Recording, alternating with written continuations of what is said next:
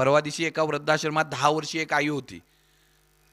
वयानुसार ती आई शेवटच्या क्षणात आली. रेक्टरनी मुलाला फोन केला. मुलगा मोठा अधिकारी होता. मुलाला सांगितलं तुमच्या आईचे शेवटचे क्षण चालू आहेत, एकदा या आणि बघून जावा. मुलगा बघायला आला.